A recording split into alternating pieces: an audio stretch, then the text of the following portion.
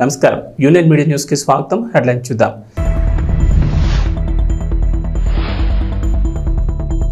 తెలంగాణలో కేంద్ర ప్రభుత్వం మరో శుభవార్త. 10 నగరాల్లో 30 స్టేషన్ల ఏర్పాటుకు గ్రీన్ సిగ్నల్ ప్రకటించిన కేంద్ర మంత్రి అశ్విని వైష్ణవ్.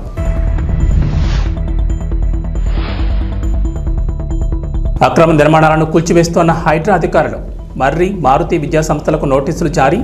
ఆధారాల ఆధారంగా ముందుకెళ్లాలని హైకోర్టు సూచన.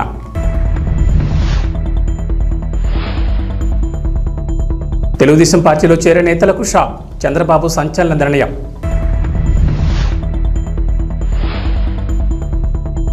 పిఠాపురం మహిళలకు పవన్ కళ్యాణ్ గిఫ్ట్. ఈ నెల 30న 12,000 మందికి చీరల పంపిణీ. సామూహిక వరలక్ష్మి వ్రతాలు నిర్వహణ.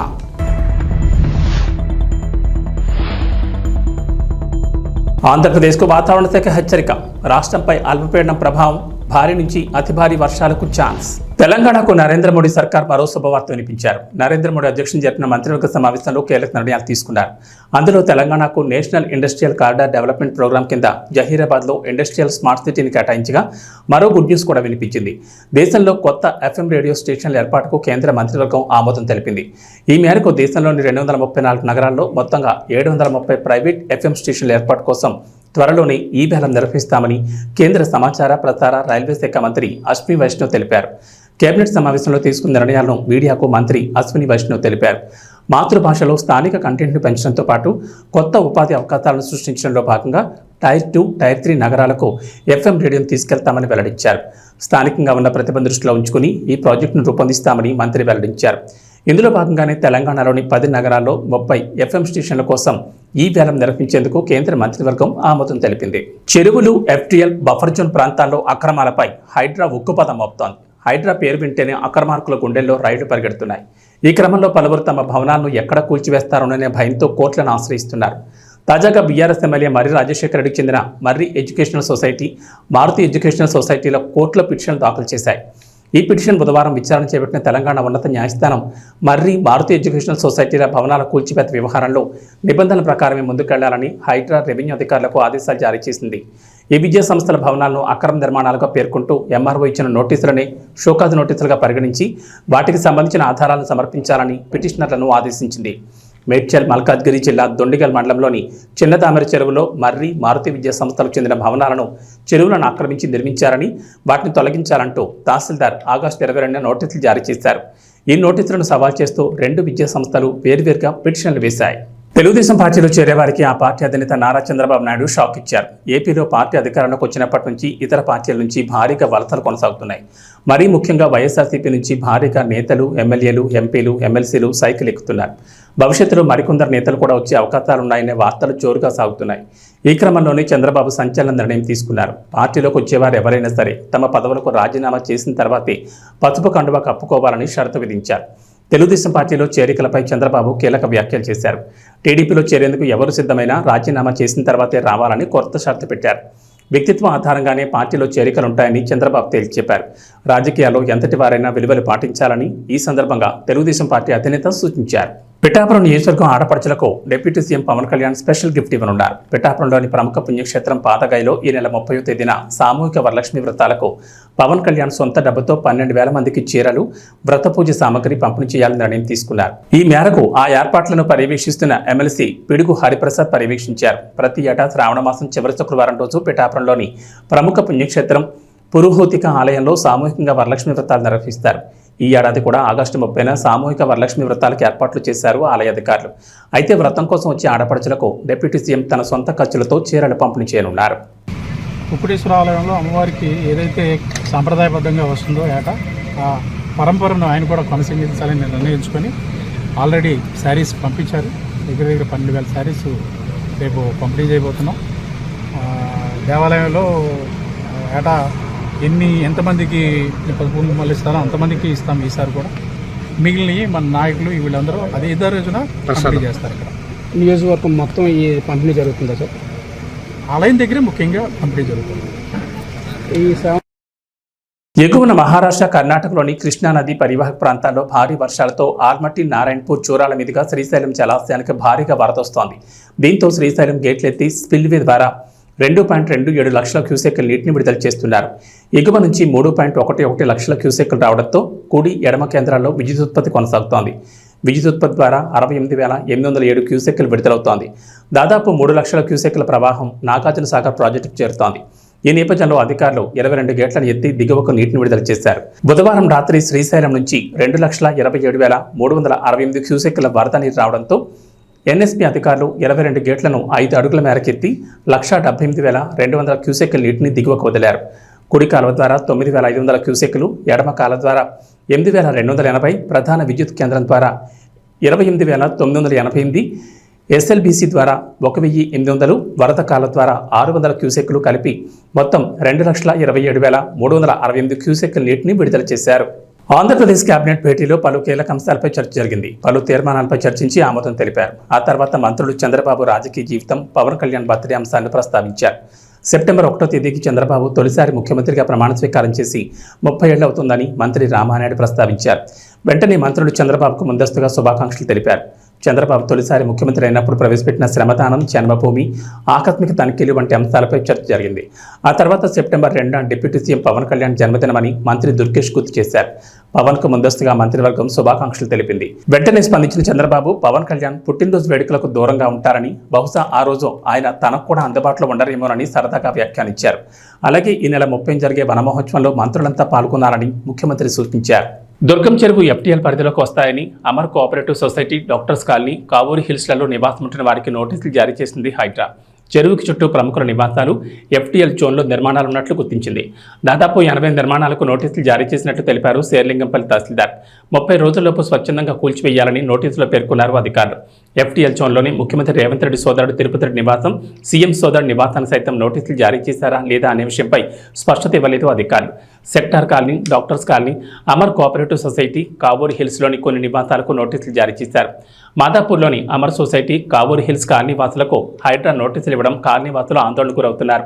అమర్ సొసైటీ కాలనీకి 1995 హుడా లేఅవుట్ అనుమతి ఉందంటున్న కాలనీ వాసులు ప్రతి ఇంటికి పర్మిషన్ తీసుకుని నిర్మాణం చేసినట్టు తెలిపారు. హుడా మున్సిపాలిటీ అనుమతితోనే ఇళ్లు నిర్మించుకున్నామని కాలనీవాసులు అంటున్నారు. ఇప్పుడు సడన్ గా హైడ్రా నోటీసులు జారీ చేయడం పట్ల ఆగ్రహం వ్యక్తం చేశారు. అందరి ఇండ్లకు F1 రాసిన అధికారులు సీఎం రేవంత్ రెడ్డి తమ్ముడు తిరుపతి రెడ్డి ఇంటికి మాత్రం రాయలేదు. నేను అమర్ కోఆపరేటివ్ సొసైటీలో ఉంటున్నాను. మా లేఅవుట్ వచ్చి 1995లో అప్రూవ్డ్ అండి. We took permissions in 1996 and 97 and ఇల్లు కట్టుకున్నాము. అప్పటి నుంచి వీఆర్ పేయింగ్ ట్యాక్సెస్. మా ట్యాక్స్ వచ్చి 2000 నుంచి కడుతున్నాము. We have all the receipt submitted and మాకు అర్థం కాలేదు 2002లో 2004లో వచ్చిన వర్షాల వల్ల they are saying this is in FTL. ఇది ఎఫ్టీఎల్లో ఉందని చెప్తున్నారు, కానీ ఇది ఎఫ్టీఎల్లో లేదండి. మేము కట్టుకున్నప్పుడు ఎవ్రీథింగ్ అన్ని పర్మిషన్స్ ప్రాపర్గా తీసుకొని లేఅవుట్ అన్ని చెక్ చేసుకొని కట్టుకున్న బిల్డింగ్ అండి ఇది. There are so many loans కూడా తీసుకున్నాము. లోన్స్ కూడా అవైలబుల్ ఉన్నాయి. ఇన్ని రోజుల నుంచి ట్యాక్సెస్ కడుతున్నాము, ఇన్ని రోజుల నుంచి వాటర్ బిల్ కడుతున్నాము. రోడ్స్ అన్నీ ఉన్నాయి. ఎక్కడ కూడా వాటర్ ఆగకుండా పైప్ లైన్ సిస్టమ్ ఉంది. ఇప్పుడు గవర్నమెంట్కి నేను ఒకటే రిక్వెస్ట్ చేసేది ఏంటంటే, మీరు మళ్ళీ ఆలోచించండి. మాకు వచ్చిన నోటీస్ మీరు ఒకసారి మళ్ళీ ఆలోచించి, వాల్టా చట్టం కూడా ఎప్పుడంటే 2002లో వచ్చింది. మా బిల్డింగ్ 2000 సంవత్సరం నుంచి ఉంది. 1995 పర్మిషన్ మాది. ఉన్నటువంటి మాదాపూర్ రాయదుర్గం చెరువు యొక్క డాక్టర్స్ కాలనీ కానీ మరియు అమర్ కోఆపరేటివ్ సొసైటీలో ఇచ్చినటు కావేరీ హిల్స్ ఇలా అన్ని ప్రాంతాల్లో ఇచ్చినటువంటి ఈ నోటీసులకు వ్యతిరేకంగా మేము సిపిఎం పార్టీగా డిమాండ్ చేస్తూ ఉన్నాం. ఎందుకంటే ఈ కోఆపరేటివ్ సొసైటీ ఏర్పడ్డప్పుడు రోడ్లు కానీ, డ్రైనేజ్ కానీ, ఎలక్ట్రిసిటీ కానీ, అదేవిధంగా వాటర్ బోర్డు సంబంధించిన నల్లా కలెక్షన్ కానీ ఇవన్నీ అధికారులు ఇచ్చిన తర్వాత ఇది ఎఫ్టీఎల్లో ఉందని చెప్పేసి అప్పుడున్న అధికారులు ఎందుకు నిర్ధారణ లేకపోయారు? సామాన్య ప్రజలని నడ్డివిడ్చడమే ఈ ప్రత్యామ్నాయంగా మాకు అనిపిస్తుంది. ఎందుకైతే వీళ్ళు అన్యాయం అయిపోతారు. బఫర్ జోన్ అనేది అధికారులు గుర్తించాల్సిన పరిస్థితి. ఈరోజు అధికారుల నిర్లక్ష్యం వల్ల ఈరోజు జిహెచ్ఎంసీ అధికారులు కానీ, రెవెన్యూ కానీ, ఇరిగేషన్ కానీ వీళ్ళందరూ బాధ్యతారహితంగా పనిచేసినట్టయితే ఈరోజు వీళ్ళకి ఇలాంటి పరిస్థితి వచ్చేది కాదు. Sir, retired professor of JNTU. నాకు 93లో కొనుక్కున్నాము. ఇది లేఅవుట్ సొసైటీ ఇది అప్రూవ్డ్ 91లో కూడా అది లేఅవుట్ అప్రూవ్డ్ ఉండడం వల్ల కొన్నాము. దాని తర్వాత ఇల్లు కట్టేటప్పుడు పర్మిషన్స్ తీసుకోవడము GHMC నుంచి ఈ పర్మిషన్ లెటర్స్ ఉన్నాయి, కట్టడం అయింది. దాని తర్వాత even the occupancy letter certificate ఇచ్చారు. Next even the municipality water works వాళ్ళు డ్రైనేజీ వాటికి పర్మిషన్స్ ఇది ఇచ్చారు. అందరూ నిలబడి ఉంటున్నాము living for last 30 years. So ఇప్పుడు వచ్చి 3rd August డేట్ ఏదో తహసీల్దార్ వాళ్ళు వచ్చి వాళ్ళు అంటించిపోయారు ఇంటికి. 10th నాడు అంటించారు. డేట్ అది 3rd వేశారు, కానీ 10th కూడా 12th నాడు ఇచ్చారు. సో ఇది ఏంది అని చెప్పి మేము మళ్ళీ రిప్రజెంటేషన్ ఇచ్చాము. ఇవన్నీ ఉన్నాయి. Why you given that it is FTL ఇవన్నీ చూసుకోవాల్సిన బాధ్యత హుడాది దెన్ HMDA వాళ్ళది కదా. మేము కొనుక్కునే వాళ్ళకి మాకేం తెలుస్తుంది ఇవన్నీ. నేను doctor Gopal Reddy, Amar cooperative society, Jubilee hills. So ఇక్కడ వచ్చేసి ఇప్పుడు ఇది మాది ఇది ఇప్పుడు ఇచ్చిన మాది నోటీస్ ఇది వచ్చేసి లేఅవుట్ వచ్చేసి 1995లో లేఅవుట్ అప్రూవ్ అయిందండి. సో 1995లో హుడా లేఅవుట్ అప్రూవ్ అయింది. హుడా లేఅవుట్ 1995లో అప్రూవ్ అయిన తర్వాత ఆ తర్వాత దీనికి సంబంధించి కొన్ని పర్మిషన్లు తీసుకొని అందరూ ఇల్లు కన్స్ట్రక్షన్ చేయడం జరిగింది. 1995 నుంచి 2005 వరకు ఇప్పుడు ఏమైనా బిల్డింగ్స్ చూస్తాను 25 సంవత్సరాల పాత బిల్డింగ్స్, చాలా మటుకు పాత బిల్డింగ్స్ ఉన్నాయి. అవన్నీ కట్టుకుంటూ అది ఇక అప్పులు చేసి ఇక ఉన్నాయి లేని అన్ని తీసుకొని ఇల్లు కట్టుకోవడం స్టార్ట్ చేసినారు. ఈ తర్వాత 2010లో వచ్చేసి ఏదో ఇరిగేషన్ డిపార్ట్మెంట్ నుంచి FTL అని చెప్పేసి ఒకటి వచ్చి వాళ్ళు వచ్చి వెరిఫై చేసి అది 2010లో కూడా ఆగస్టులో మనకు అందరికీ తెలిసిందే, మన పాత రికార్డ్స్ చూస్తే తెలుస్తుంది. అప్పుడు ఒకసారి భారీగా వర్షం పడ్డది. ఒకటే రోజు 24 సెంటీమీటర్ల వర్షం పడిన సిటీలో చాలా అలకూలం అయింది. అప్పుడు చాలా పెద్ద లోతట్టు ప్రాంతాల్లో చాలా ఇట్లలో కూడా డిస్టర్బెన్స్ జరిగింది. ఆ టైంలో వాళ్ళు వచ్చేసి అదే డేని వాళ్ళు ఏదో FTL కింద తీసుకుంటామని చెప్పేసి మీకు ఇక్కడ దాకా నీకు నీళ్ళు వచ్చినాయి అని చెప్పేసి దాన్ని ఏదో FTL కింద చేశారు. అది కూడా మాకు ఎటువంటి నోటిఫికేషన్ కానీ ఎటువంటి ఏది కానీ శాస్త్రీయంగా చేసిన పద్ధతి కాదు. మనకి ఇంకోటి ఇప్పుడు అంతకంటే 15 ఏళ్ల కింద లేఅవుట్ ఫామ్ అయింది. 15 ఏళ్ల కింద అంతకంటే 15 ఏళ్ల కింద ఇల్లు కట్టుకున్న వాళ్ళు వచ్చేసి ఇప్పుడు 2010లో వచ్చి కుప్పం ఎంపీడీఓ కార్యాలయంలో నిర్వహించిన ప్రజా ఫిర్యాదుల పరిష్కార వేదిక కార్యక్రమంలో జిల్లా కలెక్టర్ సుమిత్ కుమార్ మరియు ఎమ్మెల్సీ కంచర్ల శ్రీకాంత్ పాల్గొన్నారు. ఈ సందర్భంగా అర్జీదారులు ఎంపీడీఓ కార్యాలయానికి చేరుకుని తమ సమస్యలను జిల్లా కలెక్టర్కి విన్నవించి అర్జీలను సమర్పించారు. రాష్ట్ర ప్రభుత్వం ప్రజల సమస్యలను పరిష్కరించేందుకు ప్రజా ఫిర్యాదుల పరిష్కార వేదిక కార్యక్రమాన్ని నిర్వహించడం జరుగుతుందని ఎమ్మెల్సీ కంచర్ల శ్రీకాంత్ తెలిపారు. ఈ కార్యక్రమంలో కడా పీడీ వికాస్ మర్మత్, జిల్లా అధికారులు మరియు తదితరులు పాల్గొన్నారు.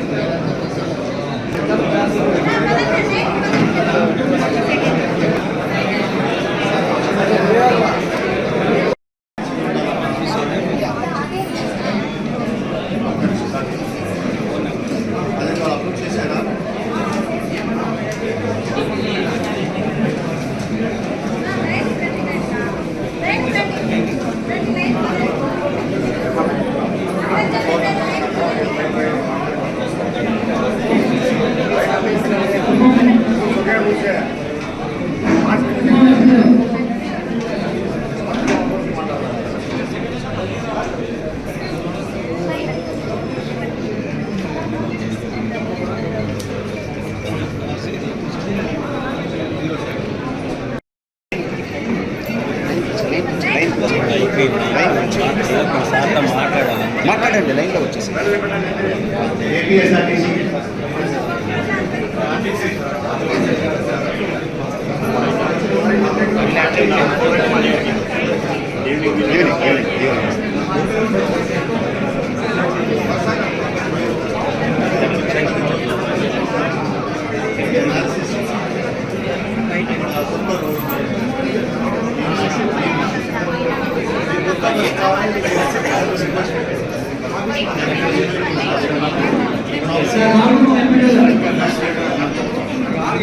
సార్ ఒప్పుకున్నాం మండే సార్ 10 రోజులు విద్యార్థి దశ నుండే చదువుతో పాటు క్రీడల పట్ల ఆసక్తి పెంచుకోవాలని, దైనందిన జీవితంలో ప్రతి ఒక్కరూ క్రీడలు, వ్యాయామం ఒక భాగంగా అలవర్చుకోవాలని, తద్వారా శారీరక మానసిక దృఢత్వంతో ఆరోగ్యకరమైన సమాజం ఏర్పాటవుతుందని జిల్లా కలెక్టర్ డాక్టర్ ఎస్ వెంకటేశ్వర్ పిలుపునిచ్చారు. గురువారం hockey legend major Dhyan Chand జయంతి పురస్కరించుకుని దేశవ్యాప్తంగా జాతీయ క్రీడల దినోత్సవం 2024 నిర్వహణ నేపథ్యంలో స్థానిక Srinivasa sports complex, Balaji colony నుంచి మహతి ఆడిటోరియం వరకు నిర్వహించిన ర్యాలీలో పాల్గొని జెండా ఊపి జిల్లా కలెక్టర్ ప్రారంభించారు. ఈ సందర్భంగా కలెక్టర్ మాట్లాడుతూ hockey legend major Dhyan Chand జయంతిని పురస్కరించుకుని దేశవ్యాప్తంగా జాతీయ క్రీడల దినోత్సవం 2024 నిర్వహించుకోవడం జరుగుతోందని, భారత హాకీ లెజెండ్ ధ్యాన్ చంద్ గొప్ప హాకీ ప్లేయర్ అని, మన దేశానికి స్వాతంత్రం వచ్చినప్పటి నుంచి జరిగిన ఒలింపిక్స్ క్రీడల్లో వారి స్ఫూర్తితో 8 గోల్డ్ మెడల్ సాధించడం ఒక ఎనలేని ఘనతని తెలిపారు. ఈ నెల 26 నుంచి పలు క్రీడల పోటీలు, ఇతర పోటీలు కళాశాలల్లో, పాఠశాలలో నిర్వహించి క్రీడలను ప్రోత్సహించే దిశగా చర్యలు తీసుకోవడం జరిగిందని తెలిపారు. ఈ మధ్యకాలంలో ప్రజలు, యువత వారి దైనందిన జీవితంలో ఉంటున్న వర్క్ స్ట్రెస్ వలన, మానసిక ఒత్తిడి వలన, సెల్ ఫోన్, సోషల్ మీడియా వంటి వాటి మితిమీరి వాడకం తదితరాల వలన క్రీడల పట్ల ఆసక్తి, సమయం కేటాయించడం, శారీరక వ్యాయామం తగ్గిందని, తద్వారా చిన్న వయసు నుంచే బీపీలు, డయాబెటీస్ వంటి పలు వ్యాధుల బారిన పడుతున్నారని తెలిపారు. వీటి నుంచి బయటపడాలంటే ప్రతి ఒక్కరూ తమ దైనందిన జీవితంలో క్రీడలు, వ్యాయామానికి కనీసం 30 నిమిషాలు కేటాయించాలని, తద్వారా ఆరోగ్యకరమైన మంచి సమాజం ఏర్పాటవుతుందని అన్నారు. చదువుతో పాటు క్రీడలు, వ్యాయామం దైనందిన జీవితంలో విద్యార్థి దశ నుంచి అలవర్చుకోవాలని సూచిస్తూ, తద్వారా శారీరక, మానసిక దృఢత్వమే కాకుండా టీమ్ స్పిరిట్, కాన్ఫిడెన్స్ స్థాయిలు పెరుగుతాయని తెలిపారు. జిల్లాలోని టీచర్లు, పీఈటీలు క్రీడా మైదానాలు ఉన్నా లేకున్నా క్రమం తప్పకుండా విద్యార్థులకు క్రీడలు నిర్వహించాలని కోరారు. ఈ కార్యక్రమంలో జిల్లాలోని ప్రజలందరూ పాల్గొనాలని కోరారు.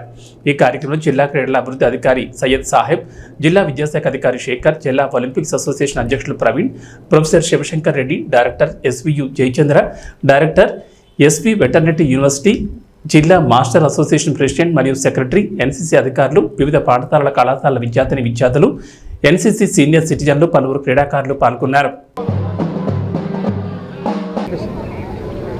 ఈరోజు మనకి నేషనల్ స్పోర్ట్స్ డే మనము జరుపుకుంటున్నాము. నేషనల్ స్పోర్ట్స్ డే మనకి గవర్నమెంట్ ఆఫ్ ఇండియా నుంచి, అదేవిధంగా మన రాష్ట్ర ప్రభుత్వం నుంచి ఇన్స్ట్రక్షన్స్ ఏమంటే, ఈ 3 రోజులు స్టార్టింగ్ ఫ్రమ్ టుడే అన్ని స్కూల్స్లో, అన్ని డిస్ట్రిక్ట్ స్పోర్ట్స్ అథారిటీ ఆధ్వర్యంలో మొత్తం డిస్ట్రిక్ట్ అంతా కూడా all sports activities, all physical fitness activities and also ఎంటర్టైన్మెంట్కి సంబంధించి అన్ని యాక్టివిటీస్ కూడా మనం జిల్లా వ్యాప్తంగా చేసుకుంటూ అందరి పిల్లల దగ్గర నుంచి పెద్దవాళ్ళ వరకు అందరినీ, ఆల్ ఏజ్ గ్రూప్స్ వాళ్ళని మనము యాక్టివేట్ చేసి ఈ క్రీడల యొక్క విశిష్టతను ఎక్కువ మనము ప్రజల్లో అందరికి కూడా తీసుకెళ్ళాలి.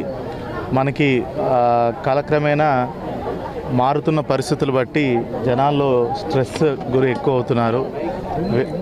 అంటే సోషల్ మీడియా ప్రభావం వల్ల కానీ, లేదంటే సాలిటరీ లైఫ్ వల్ల కానీ, వీటన్నిటి వల్ల క్రీడల నుంచి దూరం అయ్యి జనాలు స్ట్రెస్కి గురయ్యి వేరియస్ మనకి ఏదైతే బీపీ, లేదంటే డయాబెటీస్, మిగతా అనేక రకమైనటువంటి డిప్రెషన్, ఇలాంటి వ్యాధులకు గురవుతున్నారు. వీటన్నిటికీ ఒకటే విరుగుడు ఏంటంటే, మనము ఫిట్గా ఉండి రకరకాల స్పోర్ట్స్ ఆడుకుంటూ, అదేవిధంగా పిల్లల్లో sports not only for their physical fitness ఒకటే కాకుండా ఒక టీమ్ స్పిరిట్ అనేది ఉంటుంది. ఒకటి వాళ్ళ కాన్ఫిడెన్స్ వాళ్ళకి బిల్డప్ చేస్తుంది. అదేవిధంగా వాళ్ళు ఎటువంటి హెల్త్ ప్రాబ్లమ్స్ కూడా గురవకుండా సమాజం కూడా ఒక వెరీ యాక్టివ్గా తయారవుతుంది. సో స్పోర్ట్స్ అనేది చాలా చాలా చాలా ఇంపార్టెంట్ అండి. సో ఇంకా మారుతున్న కాలంలో మనకి స్పోర్ట్స్ యొక్క ప్రాముఖ్యత అనేది చాలా ఎక్కువ ఉంది. దాంట్లో భాగంగానే ఈరోజు మనము ఎస్వి ఆర్ట్స్ కాలేజ్లోని ఇక్కడ మనం ఈ స్పోర్ట్స్ డేని స్టార్ట్ చేయడం జరిగింది. ఆల్ లైన్ డిపార్ట్మెంట్స్ అన్నీ కూడా గేరప్ అయి ఉన్నాయి. మొత్తం అక్రాస్ జిల్లాలో అన్ని స్కూల్స్లో కూడా మనము వేరియస్ స్పోర్ట్స్ రిలేటెడ్ యాక్టివిటీస్ అన్నీ చేస్తున్నాము. మీ అందరికీ తెలిసిందే, మొన్ననే కూడా మనకి ఒలింపిక్స్ కూడా జరిగింది. ఒలింపిక్స్లో ఒకప్పుడు భారతదేశానికి ఎంతో గౌరవ ప్రతిష్టలు అందించినటువంటి మేజర్ ధ్యాన్ చంద్ గారిని స్మరించుకొని ఈరోజు ఆయన ఐ థింక్ పుట్టినరోజు కదా, పుట్టినరోజుకి సంబంధించి ఈరోజు మనము స్పోర్ట్స్ నిర్వహించుకుంటున్నాం. ఒలింపిక్స్కి ఇండిపెండెన్స్ వచ్చిన తర్వాత భారతదేశానికి సుమారుగా 8 గోల్డ్ మెడల్ హాకీలో తీసుకొచ్చిందంటే అది కేవలం ఆయన ఘనత అని చెప్పాలి. సో ఆయనని మనము ముందు పెట్టుకొని, ఫ్లాగ్ బేరర్గా పెట్టుకొని మనం దేశమంతటా కూడా ఈరోజు ఈ స్పోర్ట్స్ డే అనేది నేషనల్ స్పోర్ట్స్ డే నిర్వహించుకుంటున్నాము. సో మీరు ఇక్కడ చూసుంటారు, పిల్లల దగ్గర నుంచి పెద్ద వయసు వాళ్ళు, అసలు వయసుతో సంబంధం లేకుండా అందరూ చాలా యాక్టివ్గా ఇక్కడ మనము చేసుకుంటున్నాం. అదేవిధంగా I request all school teachers, అదేవిధంగా ఆల్ పీటీ మాస్టర్స్ అందరినీ కూడా పిల్లల్ని మీకు వీలైనంత గ్రౌండ్స్ ఉన్నా లేకపోయినా దగ్గరలో ఫిజికల్ యాక్టివిటీస్ అనేది ఖచ్చితంగా ప్రతి ఒక్కరికి చేపించాలి. ఎక్కువ టైం స్పెండ్ చేయాలి. చదువుతో పాటు ఈక్వల్గా కూడా వాటికి మనం టైం కేటాయించినట్టయితే పిల్లల్లో ఒక మనోస్థైర్యము, ఒక కాన్ఫిడెన్స్, టీమ్ బిల్డింగ్, అదేవిధంగా వాళ్ళు ఏదైనా సాధించగలమనే ఒక తపన, ఇదన్నీ కూడా డెవలప్ అవుతుంది apart from health benefits. So I request every one to take part in this sports national sports day. ఈ 3 days యాక్టివిటీస్లో request all the people in the Tirupati district to take part. ఈ రీ రిలీజ్ ట్రెండ్ మాట ఏమో కానీ fans దెబ్బకి theatre యాజమాన్యాలు తరల పట్టుకుంటున్నాయి. Re release cinema తమ థియేటర్లో వెయ్యానా వద్దా అన్నట్లుగా ఆలోచిస్తున్నారు. ఎందుకంటే తమ అభిమాన హీరో బ్లాక్ బస్టర్ చిత్రాన్ని మరోసారి థియేటర్లో చూసేసరికి ఫ్యాన్స్కి పూనకాలు వచ్చేస్తున్నాయి. అసలు థియేటర్ స్క్రీన్పై బొమ్మ చూసే అవకాశం కూడా లేకుండా పేపర్లు విసరడం, స్క్రీన్ మీదకెక్కి డాన్సులు చేయడం, అరుపులు కేకలు, అబ్బబ్బో ఏమని చెప్పాలి ఆ హంగామా. ఇదంతా ఒక ఎత్తు అయితే తాజాగా అక్కినేని నాగార్జున పుట్టినరోజు సందర్భంగా రీ రిలీజ్ అయిన మాస్ సినిమాకి బీభత్సం సృష్టించారు ఫ్యాన్స్. కర్నూలులోని ఓ థియేటర్లో అయితే బాణాసంచా పేల్చి చుక్కలు చూపించారు. కర్నూలులోని ఓ థియేటర్లో మాస్ సినిమాను రీ రిలీజ్ చేశారు. అయితే సినిమా పూర్తయిన తర్వాత Nagarjuna super hit songs mash up వేశారు. హలో బ్రదర్ చిత్రంలోని కన్నెపెట్టరో కన్ను కొట్టరో పాట ప్లే అవుతుండగా స్క్రీన్ ముందు టపాసులు పేల్చారు ఫ్యాన్. ఈ దెబ్బతో థియేటర్ మొత్తం పొక్కమ్మేసింది. ఫైర్ అలారం మోగుతున్నా సరే ఫ్యాన్స్ అదే ఊపులో చిందులు వేస్తూ కనిపించారు. ఈ వీడియోలు సోషల్ మీడియాలో తెగ వైరల్ అవుతున్నాయి. ఇక వాతావరణ విషయానికి వస్తే ఏపీలో వర్షాలు కురుస్తాయంటోంది వాతావరణ శాఖ. తూర్పు మధ్య బంగాళాఖాతంలో ఉపరితల ఆవర్తనం ఏర్పడగా ఈ ప్రభావంతో ఇవాళ అల్పపీడనం ఏర్పడే అవకాశం ఉందని అంచనా వేస్తున్నారు. ఈ అల్పపీడనం 2 రోజుల్లో ఇది పశ్చిమ వాయు దిశగా కదులుతూ దక్షిణ ఒడిశా, ఉత్తరాంధ్ర తీరాలకు దగ్గరగా వెళుతుందని భావిస్తున్నారు. ఈ అల్పపీడన ప్రభావంతో రాబోయే 4 రోజుల్లో రాష్ట్ర వ్యాప్తంగా విస్తారంగా వర్షాలు కురుస్తాయని అంచనా వేస్తోంది. ఇవాళ శ్రీకాకుళం, పార్వతీపురం, మన్యం, అల్లూరు సీతారామరాజు, చిత్తూరు, శ్రీ సత్యసాయి, అన్నమయ్య జిల్లాల్లోని కొన్ని ప్రాంతాల్లో ఓ మోస్తరు వర్షాలు కురిసే అవకాశం ఉందని విపత్తుల నిర్వహణ సంస్థ తెలిపింది. విజయనగరం, విశాఖపట్నం, అనకాపల్లి, కాకినాడ, డాక్టర్ బిఆర్ అంబేద్కర్ కోనసీమ, తూర్పుగోదావరి, పశ్చిమ గోదావరి, ఏలూరు, కృష్ణా, ఎన్టీఆర్, గుంటూరు, బాపట్ల, పల్నాడు, ప్రకాశం, నెల్లూరు, తిరుపతి, కర్నూలు, నంద్యాల, అనంతపురం, కడప జిల్లాల్లోని కొన్ని ప్రాంతాల్లో తేలికపాటి వర్షాలు కురిసే అవకాశం ఉందని అంటున్నారు. ఏబీ బులెటిన్ విశేషాలు. నమస్కారం.